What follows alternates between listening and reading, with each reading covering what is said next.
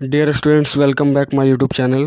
दोस्तों, इस वीडियो में हम लोग देखने वाले हैं कक्षा 9 सामाजिक विज्ञान का टर्म 2 राजनीतिक विज्ञान। ठीक है, राजनीतिक विज्ञान का चैप्टर 3 चुनावी राजनीति, जो काफ़ी इंपॉर्टेंट चैप्टर है चुनावी राजनीति, क्योंकि ये जो है टर्म 2 के लिए जो 28 जून का आप सभी का एग्जाम है सामाजिक विज्ञान का, उसमें पॉलिटिक्स से रिलेटेड ये चैप्टर को इंक्लूड किया गया है जैक के सिलेबस में। तो इस चैप्टर से जितने भी इम्पोर्टेंट जो क्वेश्चन है, important very very important VVI question है, सभी को इस वीडियो में डिस्कस करेंगे हम लोग, जो आपके लिए 28 जून को काफ़ी हेल्पफुल होगा। और अगर इस वीडियो को आप देख लेते हैं तो पॉलिटिक्स से इस चैप्टर से रिलेटेड कोई भी क्वेश्चन आपका बाहर नहीं आएगा दोस्तों। तो चलिए वीडियो को स्टार्ट करते हैं। चैप्टर का नाम है चुनावी राजनीति और इसका महत्वपूर्ण प्रश्न पत्र है, यह पार्ट 3 है राजनीतिक विज्ञान। ठीक है, सामाजिक सोशल साइंस के अंतर्गत पॉलिटिकल साइंस जो है उसका है चैप्टर 3। तो सबसे पहला टॉपिक है कि चुनाव क्या है। ठीक है, चुनाव। तो चुनाव की अगर बात करें तो चुनाव एक ऐसी प्रक्रिया है जिसके तहत लोग प्रत्यक्ष या अप्रत्यक्ष रूप से लोकतांत्रिक व्यवस्था में अपने प्रतिनिधि को मतदान के माध्यम से चुनते हैं। लोकतंत्र में चुनाव का बहुत ही व्यापक महत्व है। ठीक है, इलेक्शन।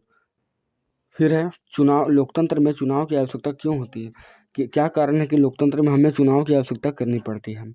तो लोकतंत्र में चुनाव की आवश्यकता हमें निम्न कारणों से है। सबसे पहले क्या है कि इतने बड़े देश में, ठीक है, इतने बड़े देश में बिना चुनाव के शासन कर पाना संभव नहीं है। आगे इसमें लोग अपने प्रतिनिधि के माध्यम से शासन करते हैं। फिर लोकतंत्र की बहाली के लिए चुनाव की आवश्यकता होती है। ठीक है, लोकतंत्र की बहाली के लिए या बेहतरी के लिए चुनाव की आवश्यकता होती है। चुनाव के माध्यम से सरकार को बदला जा सकता है। अगर चुनाव होगा तभी सरकार को बदला जा सकता है। ठीक है, नेक्स्ट है चुनाव के माध्यम से हमें मनपसंद और सही प्रतिनिधि और सरकार का चुनाव करने का मौका मिलता है। तो ये सभी रीजन है जिसके माध्यम से लोकतंत्र में जो है चुनाव की आवश्यकता है। नेक्स्ट टॉपिक है चुनाव को लोकतांत्रिक मानने के क्या आधार हैं। चुनाव को लोकतांत्रिक मानने के क्या आधार हैं। तो ये काफ़ी इंपॉर्टेंट नोट्स है। ठीक है, ये काफ़ी इंपॉर्टेंट नोट्स है चैप्टर का। अगर इस वीडियो को आप देख लेते हैं तो उम्मीद है कि पॉलिटी वाला जो क्वेश्चन रहेगा वो कभी मिस नहीं होगा दोस्तों। तो चुनाव को लोकतांत्रिक मानने के क्या आधार हैं। तो चुनाव को लोकतांत्रिक मानने के मुख्य आधार हो सकते हैं जो निम्न हैं। कौन कौन से हैं। तो चुनाव के बिना लोकतंत्र की कल्पना नहीं की जा सकती है। चुनाव के बिना आगे हर किसी को मताधिकार हो। ठीक है, मतलब हर किसी को मत डालने का अधिकार हो और हर किसी के मत का जो है एक समान मूल्य हो, या तो वो गरीब हो या अमीर हो या तो सभी का जो मत होगा वो एक मोल के बराबर होगा। आगे चुनाव का अवसर नियमित अंतराल पर मिलता रहे। नए चुनाव कुछ वर्षों बाद अवश्य कराने चाहिए। नए जो चुनाव हैं वो कुछ वर्षों के बाद कराने चाहिए। आगे जनता जिसे चाहे वास्तव में उन्हीं का चुनाव होना चाहिए। जनता अगर जिसको भी चाह लेगा उसी को चुन सकता है। आगे चुनाव स्वतंत्र व निष्पक्ष ढंग से कराए जाने चाहिए, जिससे लोग सचमुच अपनी इच्छा से व्यक्ति का चुनाव कर सकते हैं। नेक्स्ट है चुनाव में विकल्प मौजूद हो। पार्टियों और उम्मीदवारों को चुनाव में उतरने की आज़ादी हो और वे मतदाताओं के लिए विकल्प पेश करें। मतदाता के लिए वो विकल्प पेश कर सकता है। जितना ज़्यादा जो है पार्टी होगा उतना ज़्यादा चुनाव में मतदाता जो होगा उसके लिए विकल्प मौजूद होगा कि अच्छे कैंडिडेट को चुना जा सकता है। तो ये था। नेक्स्ट क्वेश्चन है क्या राजनीतिक प्रतिद्वंद्विता अच्छी चीज़ है। क्या राजनीतिक प्रतिद्वंद्विता अच्छी चीज़ है। तो देख लेते हैं इसको। तो इस व्यवस्था में लोगों की सेवा करने वाले राजनेताओं को पुरस्कार मिलता है और ऐसा ना करने वालों को के द्वारा दंड भी मिलता है। इस प्रकार यदि कोई राजनीतिक पार्टी सिर्फ सत्ता में आने की इच्छा से ही आगे आती है तो भी उसे मजबूरन जनता की सेवा करनी होगी ताकि उनको दंड ना मिले। ठीक है, दंड ना मिले। फिर भारत में चुनाव की क्या प्रणाली है, व्याख्या करें। काफ़ी इंपॉर्टेंट क्वेश्चन है और लगभग 5 मार्क्स के सवाल इससे बनेंगे कि भारत में चुनाव की क्या प्रणाली है। तो भारत में लोकसभा और विधानसभाओं के चुनाव हर 5 साल बाद होते हैं। 5 साल बाद सभी चुने हुए प्रतिनिधियों का कार्यकाल समाप्त हो जाता है और लोकसभा एवं विधानसभा जो है भंग हो जाती है। ठीक है, भंग हो जाती है। फिर सभी चुनाव क्षेत्रों में एक ही दिन या एक छोटे अंतराल में अलग अलग दिन चुनाव होते हैं। इसे हम आम चुनाव कहते हैं। ठीक है, आम चुनाव कहते हैं। कई बार सिर्फ एक क्षेत्र में चुनाव होता है जो किसी सदस्य की मृत्यु या इस्तीफे से खाली हुआ होता है, वहाँ पर जो है चुनाव होता है, जिसे क्या कहते हैं, उपचुनाव। ठीक है, उपचुनाव कहा जाता है। आगे चुनाव के उद्देश्य से देश को अनेक क्षेत्रों में बांट लिया जाता है। इन्हें निर्वाचन क्षेत्र कहते हैं। एक क्षेत्र में रहने वाले मतदाता अपने एक प्रतिनिधि का चुनाव करते हैं अपने निर्वाचन क्षेत्र में मतदान डालकर। जैसे अभी हाल फिलहाल में जो झारखंड में है पंचायत चुनाव हुए थे उसके माध्यम से। आगे लोकसभा चुनाव के लिए देश को 543 निर्वाचन क्षेत्रों में बांटा गया है। हर क्षेत्र से चुने गए प्रतिनिधियों को संसद का सदस्य कहते हैं, संसद सदस्य कहते हैं। आगे इसी प्रकार प्रत्येक राज्य को उसकी विधानसभा की सीटों के हिसाब से बांटा गया है।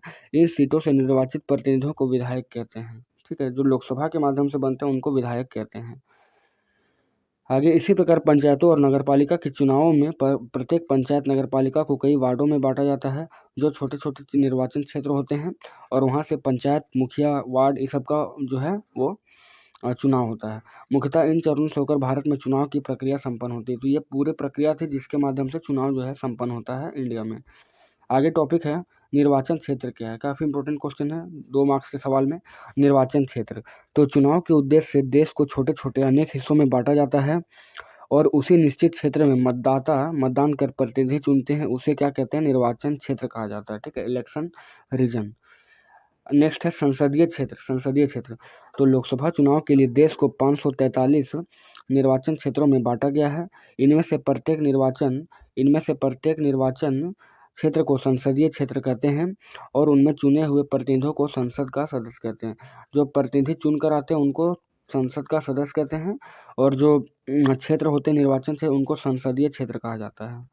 नेक्स्ट है फोटो पहचान पत्र। तो फोटो पहचान पत्र मतदाता को दिया गया एक मुख्य पत्र होता है ताकि चुनाव के समय ठीक मतदाता की पहचान हो सके और किसी एक का वोट दूसरा ना डाल सके। ठीक है, दूसरा ना डाल सके। नेक्स्ट है मतपत्र क्या है। तो मतपत्र कागज का एक छोटा सा टुकड़ा होता है जिस पर सभी उम्मीदवारों के नाम और चुनाव चिन्ह छपे होते हैं। मतपत्र कागज का एक छोटा सा टुकड़ा होता है जिस पर सभी उम्मीदवारों के नाम और चुनाव चिन्ह छपे हुए होते हैं ताकि उस पर मुहर लगाकर वोटर अपनी पसंद से प्रतिनिधि चुन सकता है। आगे आचार संहिता। तो चुनाव के समय पार्टियों और उम्मीदवारों द्वारा माने जाने वाले चुनाव के कायदे कानून और दिया गया निर्देश जिसे आचार संहिता कहा जाता है। ठीक है, इसमें पॉलिटिकल पार्टी को जो है वो चुनाव आयोग के दिए गए दिशा निर्देश को मानना होता है और उनके कायदे कानून को भी मानना होता है। इनको क्या कहते हैं, आचार संहिता। नेक्स्ट है चुनावी धांधली क्या है। तो चुनाव में अपने वोट को बढ़ाने के लिए उम्मीदवारों और पार्टियों द्वारा की जाने वाली गड़बड़ या फरेब को चुनावी धांधली कहा जाता है। नेक्स्ट है चुनाव घोषणा पत्र। तो चुनाव के समय सभी राजनीतिक दल भावी कार्यक्रम जनता के सामने प्रस्तुत करते हैं भावी कार्यक्रम, और यह कार्यक्रम तथा नीतियाँ इस दल का चुनाव घोषणा पत्र कहलाता है। नेक्स्ट है इलेक्ट्रॉनिक वोटिंग मशीन ईवीएम। तो इलेक्ट्रॉनिक वोटिंग मशीन क्या है, ईवीएम वोट डालने का एक नया यंत्र है जिसका प्रयोग करके मतदाता अपनी पसंद जाहिर कर सकता है और पसंद के उम्मीदवार को चुन सकता है। इस मशीन में ऊपर उम्मीदवारों के नाम और चुनाव चिन्ह बने होते हैं।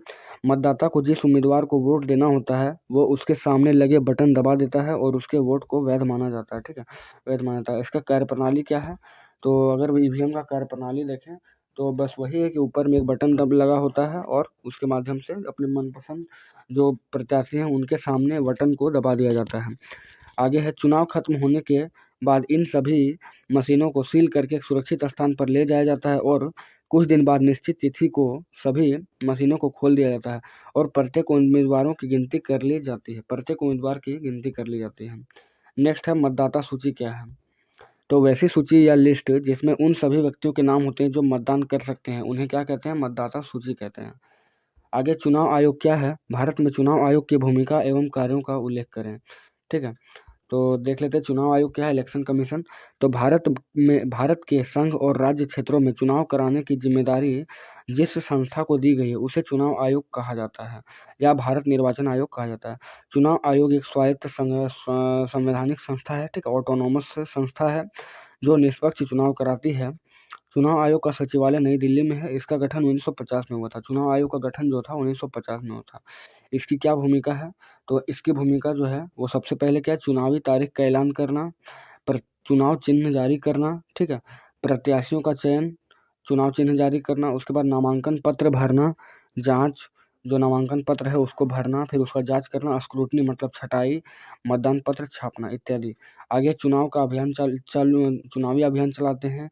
फिर आचार संहिता को लागू किया जाता है इलेक्शन कमीशन के द्वारा। आगे मतदान केंद्र का निर्धारण किया जाता है कि पार्टिकुलर एरिया का वोट जो है वो कहाँ पर होगा। फिर मतदान है, वोटिंग जो हो जाता है। फिर मतों की गणना के लिए डिसीजन दिया जाता है कि किस तारीख को मतों की गणना होगी।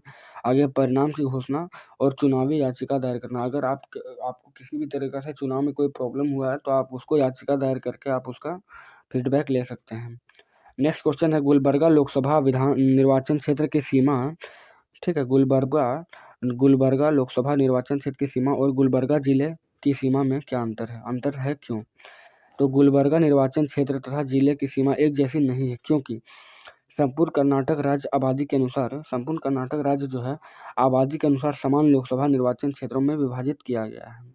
आगे संपूर्ण गुलबर्गा जिले की आबादी राज्य के प्रत्येक लोकसभा क्षेत्र के लिए निर्धारित आबादी से अधिक है। इस कारण से वहाँ की सीमा जो है वो अंतर पाई जाती है सीमा में। आगे है कि गुप्त मतदान क्या है। गुप्त मतदान से आप क्या समझते हैं, इसके लाभ को बताना है। तो गुप्त मतदान ऐसी व्यवस्था है जिसके अंतर्गत कोई अन्य व्यक्ति यह नहीं जान सकता कि कोई व्यक्ति किसे मत दे रहा है। ठीक है, गुप्त मतदान। इसका लाभ क्या है? तो लाभ की अगर बात करें गुप्त मतदान का, तो इसका लाभ हो जाएगा कि गुप्त मतदान की व्यवस्था से मतदाता निर्भय होकर मत का प्रयोग करता है। इस व्यवस्था को अपनाने से आपसी द्वेष से छुटकारा मिलता है, सबसे इम्पोर्टेंट चीज़। फिर है इससे मतदान का प्रतिशत भी बढ़ता है, क्योंकि मतदाता प्रत्याशियों के समक्ष अपना निर्णय लेने में हिचक जाता है। फिर है गुप्त मतदान निष्पक्ष चुनाव में सहायक होता है। तो चुनाव में गुप्त मतदान काफ़ी इंपॉर्टेंट है ताकि इससे धांधली होने से बच जाए। नेक्स्ट क्वेश्चन है भारतीय चुनावी प्रणाली की कोई 3 मुख्य विशेषताएं बताइए।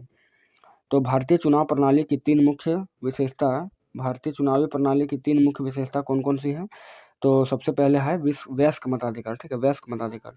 तो भारत में चुनाव वयस्क मताधिकार के आधार पर होता है। इसका अर्थ यह है कि यहाँ पर बिना जाति, धर्म, वर्ग तथा लिंग का भेद किए बिना उन नागरिकों को जिनकी आयु 18 वर्ष है या उससे अधिक है मतदान का अधिकार दिया गया है। इंग्लैंड, भारत और रूस जैसे कुछ देशों में मताधिकार की आयु कितनी है? 18 वर्ष है। इंग्लैंड, भारत और रूस जैसे देशों में मताधिकार की आयु जो है 18 वर्ष है। फिर भारत में चुनाव पृथक निर्वाचन के आधार पर नहीं होते बल्कि संयुक्त निर्वाचन के आधार पर होते हैं। इसका अर्थ यह है कि एक चुनाव क्षेत्र में रहने वाले सभी मतदाता, चाहे वे किसी भी जाति, धर्म या संप्रदाय से संबंध रखते हो, अपना एक प्रतिनिधि चुनते हैं। यह प्रतिनिधि चाहे किसी भी धर्म या संप्रदाय से संबंध रखता है, ये कोई मैटर नहीं करता है। आगे एक व्यक्ति एक वोट का सिद्धांत। भारत में निर्वाचन प्रक्रिया में एक व्यक्ति एक वोट देने का अधिकार है, या तो वो गरीब है, अमीर है, छोटा है, बड़ा है, सभी का वोटिंग का जो मान होगा वो एक वोट के बराबर होगा। ठीक है। नेक्स्ट क्वेश्चन है लोकतंत्र में स्वतंत्र और निष्पक्ष चुनावों का क्या महत्व है?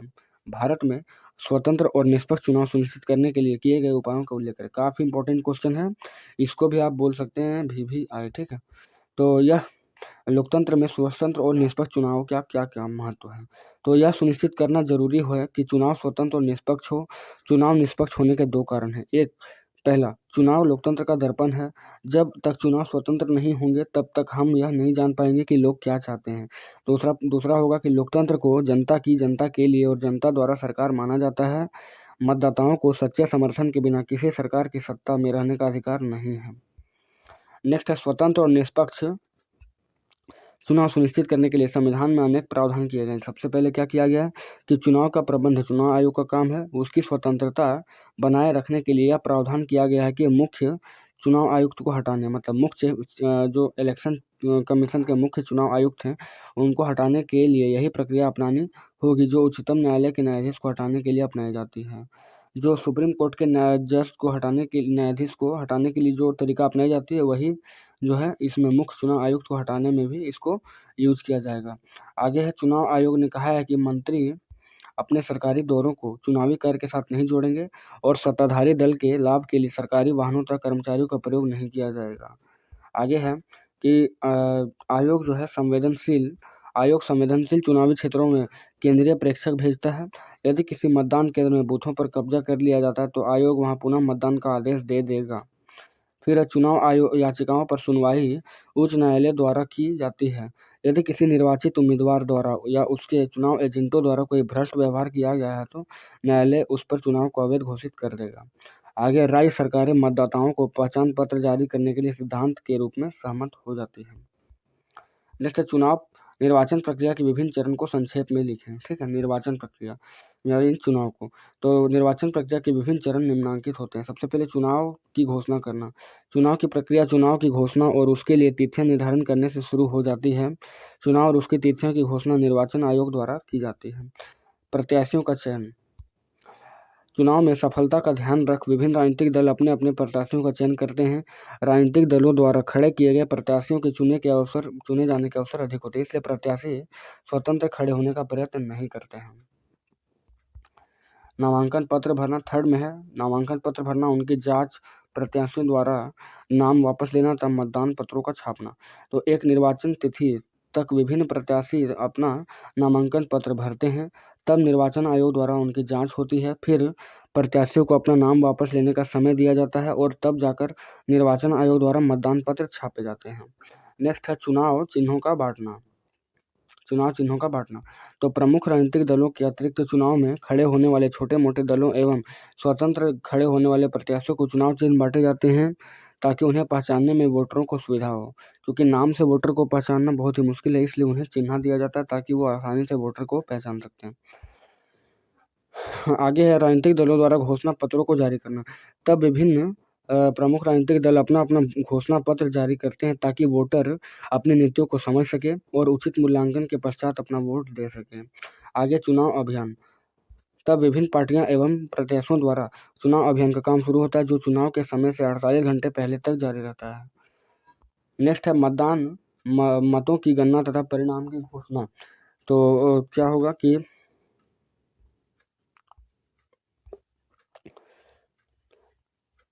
तब निश्चित तिथि, निश्चित स्थान और निश्चित समय पर मतदान होता है और वोटर अपनी इच्छानुसार वोट डालते हैं।